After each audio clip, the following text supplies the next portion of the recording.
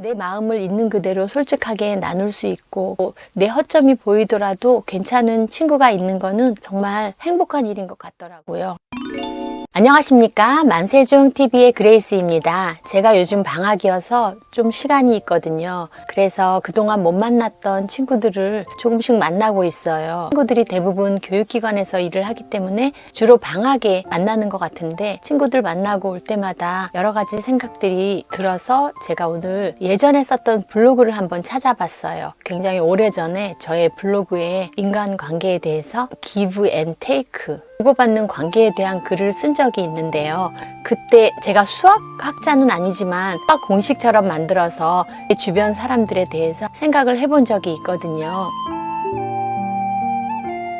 요즘 현대사회에서 인간관계라는 화두처럼 중요한 주제는 없을 것 같은데요. 사람들마다 마상이다 하면서 본인만 상처받은 것처럼 이야기하고, 어떤 사람의 경우는 또 온통 뒤통수만 치는 사람이 주변에 가득하기도 하고, 그런 여러 가지 문제가 있어서 사실은 요새 신경정신과 약을 먹는 사람도 많고 그렇다고 하잖아요. 제가 어떤 방송에서 봤는데, 연애를 하다가 헤어지더라도 결혼 생활에서 금이 가서 이혼을 하더라도 사실은 그 요구를 먼저 하는 쪽에 상처가 덜하다고 해요. 그런 관점에서 사람들마다 하도 상처를 주고받고 하다 보니까 내가 상처받는 것보다 차라리 선빵을 날리자 이러면서 먼저 상처 주고 그러는 경우도 있는 것 같아요.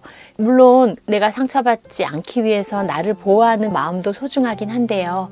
상대방을 봐가면서 해야 될 것 같아요. 어떤 사람들은 직장에는 절대 친구가 존재할 수 없다고 믿는 사람도 있지만, 사실은 어떤 사람은 가장 친한 베프가 직장 안에 있을 수도 있고요. 또 어떤 사람은 시어머니와 며느리의 관계는 결코 엄마와 딸처럼 좋아질 수 없다고 이야기하지만, 어떤 분들은 친정엄마보다 시어머니가 더 편하고 좋아요 하는 관계도 있을 수 있고, 모든 인간관계는 서로 하기 나름인 것 같습니다. 제가 나름대로 생각한 공식을 한번 이야기해 보면은요, 주는 것은 쥐로 나타냈고요, give라는 말의 약자 쥐로 나타냈고, 받는 것은 take, 그래서 give and take, 요 관계를 한번 생각해 봤거든요. 6가지 유형으로 나눴는데요. 첫 번째로는 내가 주는 것과 받는 것이 굉장히 정확하게 똑같은 관계, 그리고 두 번째로는요, 내가 주는 양이 받는 양보다 훨씬 많은 그런 관계, 그리고 세 번째는 나는 별로 준 게 없는데 너무 많은 것을 받는 그런 관계, 네 번째는요, 주기는 주는데 받는 게 적은 게 아니라 전혀 없는 관계, 그런 관계도 있긴 해요. 다섯 번째로는 다 받기만 하고 절대 나는 하나도 주지 않는 그런 관계를 다섯 번째 유형으로 넣어봤어요. 그리고 여섯 번째는 일부러 그렇게 하려고 해도 힘들 정도로 주는 것과 받는 것이 하나도 없는 거예요. 그런 관계도 관계일진 모르겠는데 제가 하나의 유형으로 넣습니다.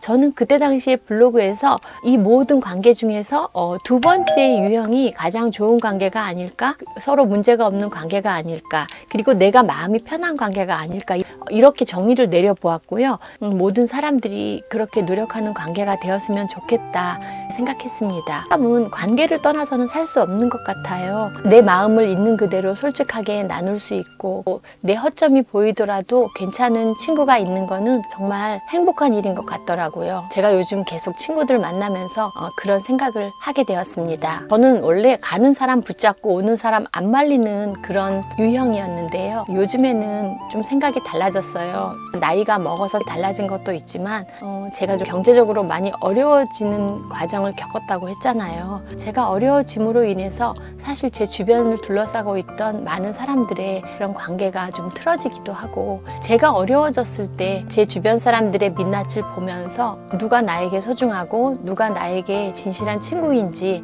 그런 귀한 깨달음을 얻는 시간이 있었거든요. 그래서 저도 인간관계 다이어트 많이 했지만 제 주변에 지금 남아있는 사람들은 인격적으로도 참 존경받을 만한 그런 좋은 사람들이 있더라고요. 결국 좋은 사람이 많다는 건 저도 그렇게 인생을 잘못 살지 않았구나 생각을 하게 됩니다. 여러분들도 주변에 많은 인간관계가 있을 거예요. 나는 그 사람들과 1번에서 6번까지 어떤 유형인가 한번 생각해 보시고요.